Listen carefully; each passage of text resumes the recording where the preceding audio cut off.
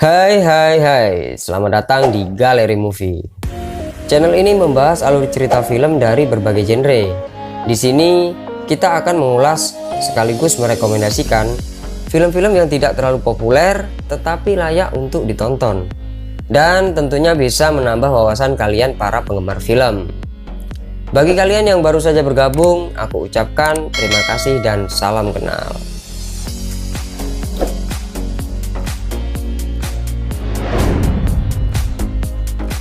Sebuah wabah misterius sedang melanda dan mulai mengancam nyawa anak-anak belia hingga remaja dan menyebar secara acak bahkan sampai menewaskannya.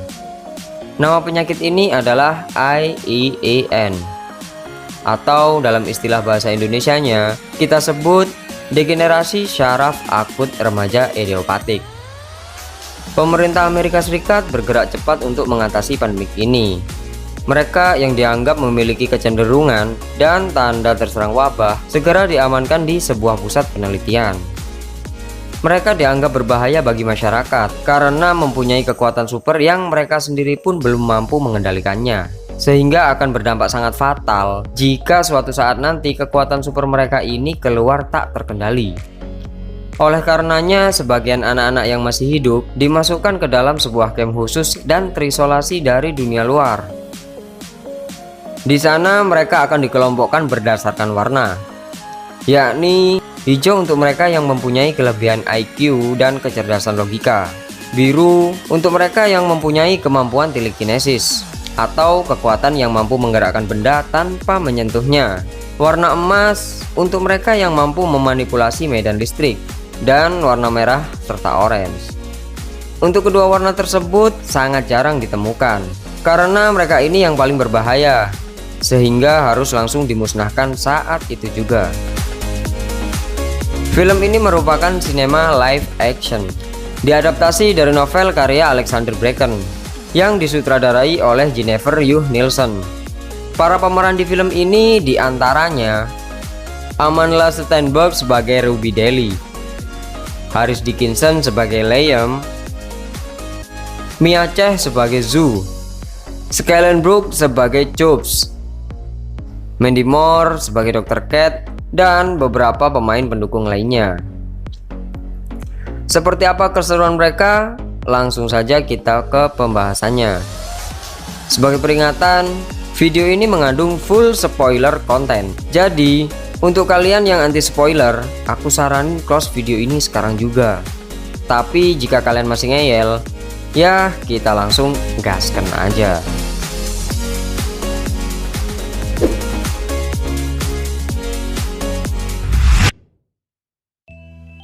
Film ini berawal di sebuah kantin sekolah. Ruby kecil nampak bercanda dengan teman-temannya. Lalu, ada salah satu anak perempuan yang tiba-tiba bergetar hingga kemudian dinyatakan meninggal. Dan diberitahukan bahwa sebulan setelah itu, dalam satu kelas sudah ada setengahnya yang meninggal seperti itu. Ruby bersama orang tuanya mengetahui keadaan pandemik itu yang tersebar di media, bahwa Presiden menganjurkan untuk menyerahkan semua anak-anak mereka kepada tim khusus Badan Nasional Penanggulangan Bencana. Walah, kok kayak virus yang lagi trending iki rek? Hingga Ruby pun khawatir ia akan terpisah dari orang tuanya tersebut. Malamnya, Ruby diberi hadiah oleh orang tuanya sebelum hal mengerikan terjadi. Saat semua sudah tertidur, Ruby mendatangi kamar orang tuanya. Berbaring di samping ibunya, sembari berbisik bahwa Ruby akan baik-baik saja dan tidak akan ada yang bisa memisahkan mereka. Kemudian Ruby memegang tangan sang ibu. Tiba-tiba, Ruby baru menyadari bahwa ia termasuk anak-anak yang terkena wabah itu. Sontak ia langsung pergi meninggalkan kamar orang tuanya. Paginya, tiba-tiba hal aneh terjadi. Ibunya tak lagi mengenali Ruby. Ia pun merasa heran dengan apa yang terjadi. Meski ia berusaha meyakinkan, tetapi ibunya tetap tak mengenalnya. Lalu ia dibawa ke suatu tempat oleh ibunya tersebut. Hingga pada akhirnya datang orang berpakaian hazmat dan lalu mengambilnya. Terlihat Ruby dan beberapa anak lainnya dibawa ke sebuah kamp pangkalan angkatan udara, yang mana itu adalah tempat penelitian dan rehabilitas para penyandang wabah. Singkat cerita, Ruby berada di dalam ruang penelitian. Seperti yang lainnya, Ruby dicek oleh dokter di situ untuk diketahui jenis kelompok manakah penyakitnya ini. Tak disangka, hasil diagnosanya menunjukkan bahwa Ruby masuk dalam kategori warna oranye, dan itu artinya mereka harus segera dimusnahkan. Mengetahui itu, Ruby pun mencoba kabur, tapi si dokter sudah bersiap menyuntiknya. Kemudian si Ruby mempengaruhi pikiran si dokter agar mau merubah statusnya menjadi golongan warna hijau, dan itu pun berhasil, yang akhirnya membuat si Ruby terselamatkan hingga saat ini. I'm green. Yes.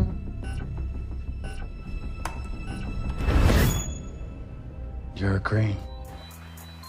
Waktu pun melompat ke 6 tahun kemudian.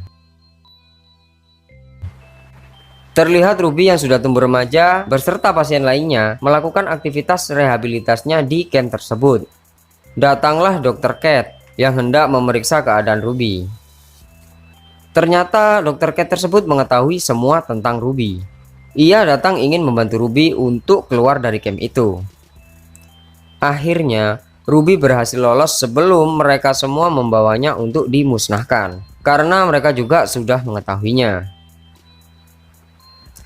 Singkat cerita, Ruby sudah bersama dengan Cat di dalam mobilnya hingga ia sampai di suatu tempat yang di situ sudah ada Rob, pacarnya Cat.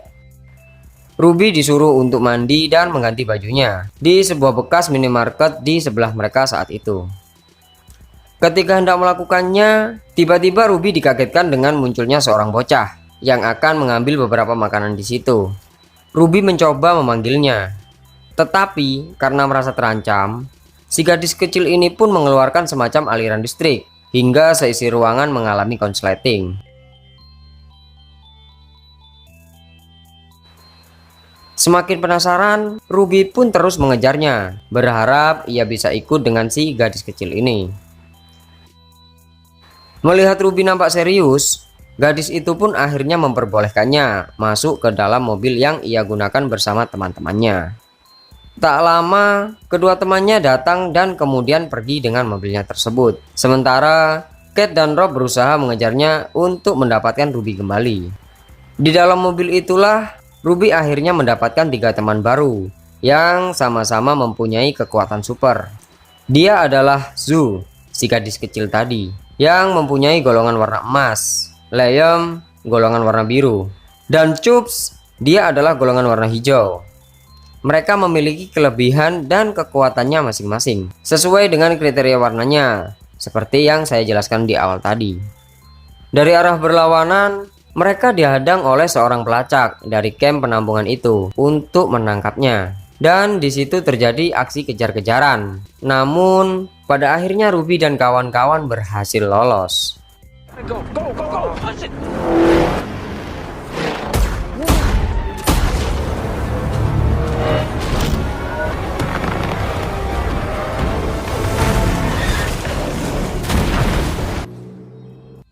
Saat malam, mereka menginap di sebuah rumah untuk beristirahat. Zoo nampak berbaring di samping Ruby. Saat tangan Zoo menyentuh Ruby, seketika Ruby mengetahui apa yang terjadi kepada Zoo sebelumnya, bahwa mereka semua dulunya juga berada di kamp penampungan itu. Hingga pada suatu saat, banyak dari mereka mencoba untuk melarikan diri. Akan tetapi, hal itu diketahui oleh para penjaga. Mereka pun akhirnya diberondongi peluru oleh para penjaga tersebut. Zoo yang saat itu terjebak di tengah-tengah kerumunan ditolong oleh Liam hingga pada akhirnya mereka selamat. Sempat terbangun karena trauma, mereka pun kembali melanjutkan tidurnya. Saat siang, mereka masuk ke swalayan yang sudah ditinggal oleh pemiliknya untuk mencari keperluan hidup mereka sekaligus untuk tempat bermalam. Terlihat barang-barang di situ sudah berantakan dan tidak ada penerangan. Zoo mengeluarkan kemampuan energi listriknya hingga lampu-lampu di sana pun menyala.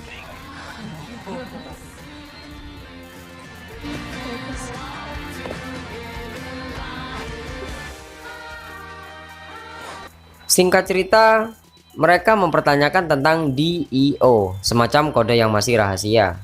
Hingga akhirnya, Chubbs yang bergolongan hijau mampu menganalisa dan memecahkan kode tersebut, yaitu semacam kode frekuensi radio, di mana frekuensi tersebut menginformasikan ada tempat yang aman untuk para penyandang wabah seperti mereka, yaitu di Virginia, yang secara kebetulan adalah kampung halaman si Ruby. Segera mereka berangkat malam itu juga.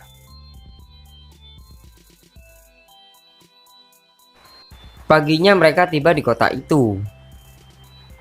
Ruby memutuskan untuk pulang ke rumah dan kembali bersama keluarganya. Ia lalu mengucap perpisahan dengan mereka.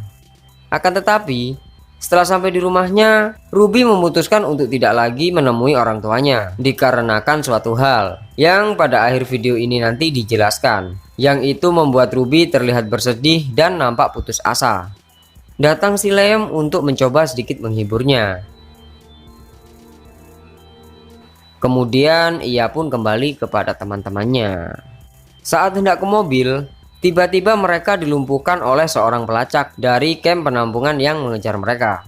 Hingga saat Ruby hendak dimusnahkan, seketika ia pun bisa mengendalikan keadaan.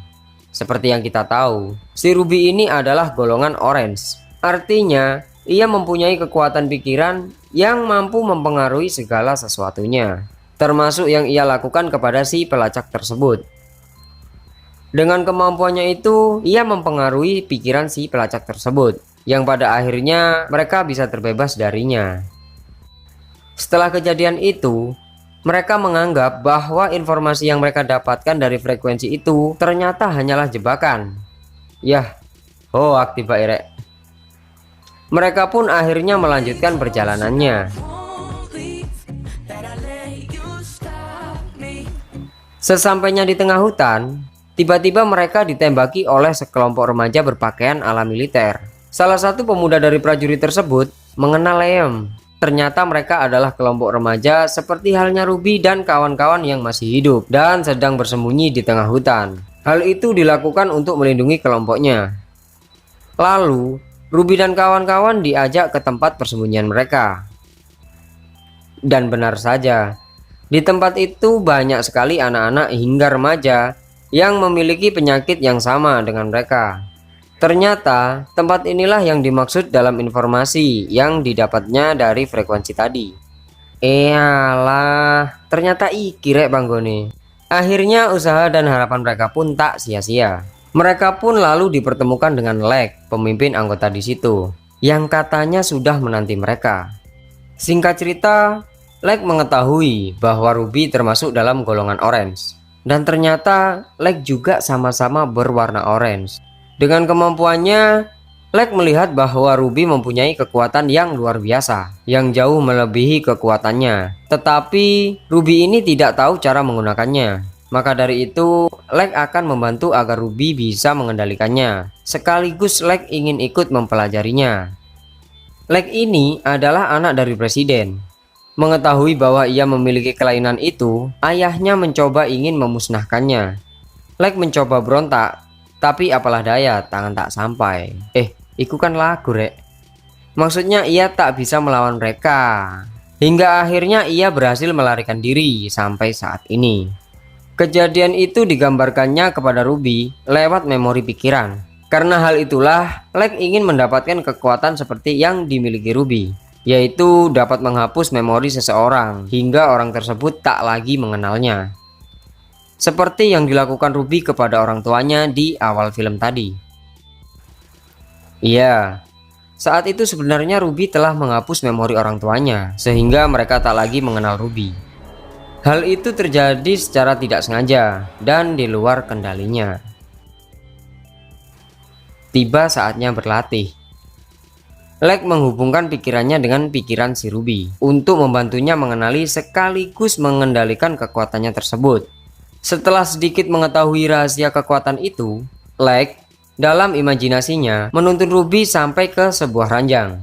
Seketika Ruby tersadar dan tiba-tiba Lek sudah berada di atas badannya dengan posisi pasti korban situs VPN master arek iki. Anjir gak duwe akhlak blas sih lagi anjene. Lalu Ruby pun berontak dan kemudian meninggalkannya. Melihat Ruby yang tampaknya sedang teraniaya batinnya, Liam lalu bertanya tentang apa yang terjadi kepada Ruby.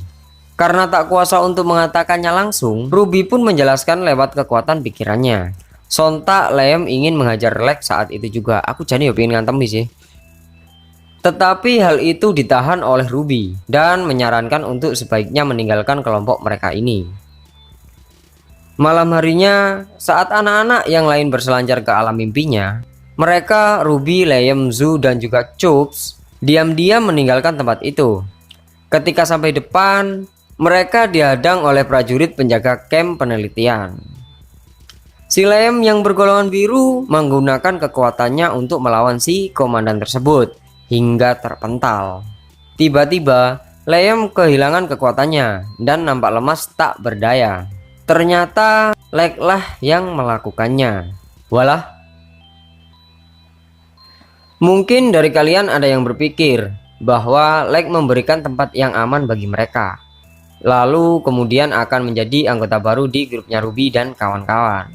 Kalau iya, berarti kalian sama dengan saya. Ya, begitulah kenyataannya. Lex ternyata hanya memancing mereka ini untuk datang, dan kemudian bisa dikembalikan lagi ke kamp penampungan tadi. Itu artinya Lex adalah bagian dari mereka. Ancen gaplek ya Regi. Liam yang saat itu sedang tak memiliki kekuatan apapun dengan pasrah ditampol oleh Lex hingga babak telur. Maksudnya babak belur. Tak tahan dengan kondisi seperti itu, Ruby mulai mempengaruhi si komandan untuk menembak dirinya sendiri. Disusul oleh Zoo yang dengan segera membuat tegangan arus listrik dan menyambar mereka semua. Lalu suasana pun chaos.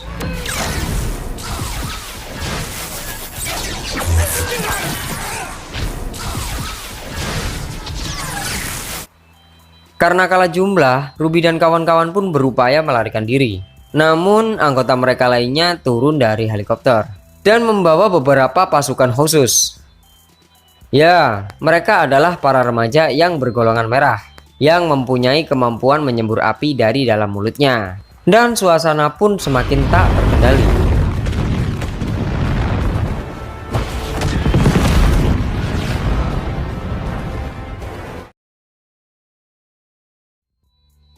Hingga akhirnya Ruby dan Lex sudah berhadapan-hadapan. Lex mencoba bernegosiasi dengan Ruby agar mereka bisa bergabung, tapi nampaknya Ruby tak menanggapinya. Kemudian dengan kemampuan telepati yang ia miliki, Ruby mempengaruhi pilot helikopter di atasnya untuk menjatuhkan helinya tersebut ke arah Lex. Cocok.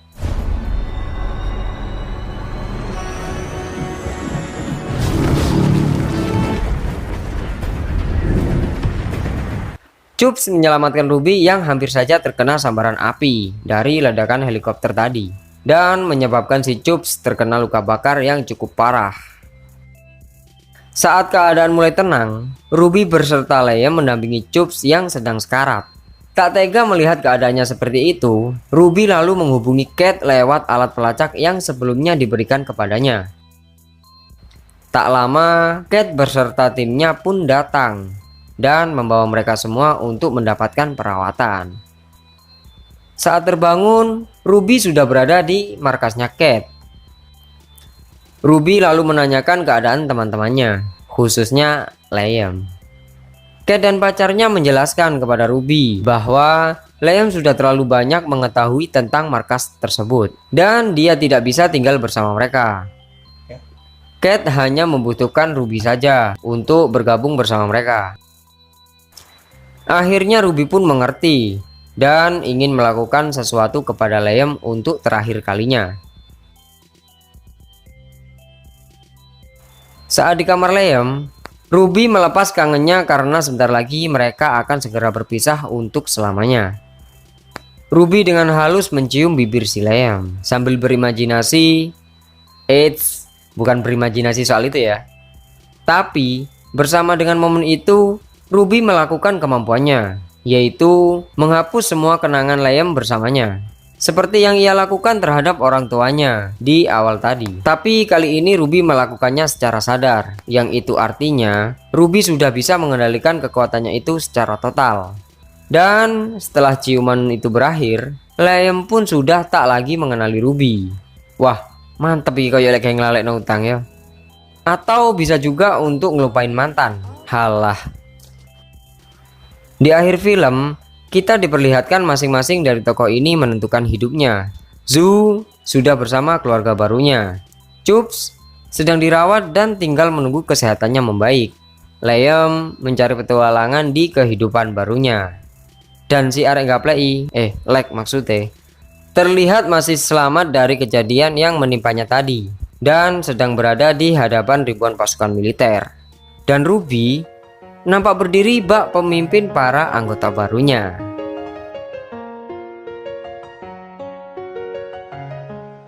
Selesai. Kisah film The Darkest Mind, aduh angel ya Allah, dianggap serba tanggung. Alurnya terkesan terburu-buru. Karakter dalam penokohannya juga kurang dalam untuk digali. Adegan action yang menggunakan kekuatan super pun juga dinilai masih biasa-biasa saja. Begitu pula drama percintaan yang ala Abigail Labil. Sebagian kritikus film ada yang mengira bahwa film ini sengaja dibuat tanggung karena hanya menjadi pembuka alias perkenalan para tokoh dan karakternya untuk film selanjutnya. Berdasarkan versi novelnya, The Darkest Minds memang terdiri dari 4 seri. Semoga saja untuk film live actionnya juga bakal ada kelanjutannya ya guys. Oke rek, sekian dulu review film kita kali ini. Pastikan kalian sudah mengklik tombol like dan subscribe-nya agar kalian bisa terus menikmati review film-film berkualitas dari kami. Jika dari kalian ada yang mau dibahas filmnya di sini, silakan tulis di kolom komentar ya. Terima kasih sudah menonton video ini sampai habis. Sampai ketemu di video selanjutnya. Assalamualaikum warahmatullahi wabarakatuh. Bye.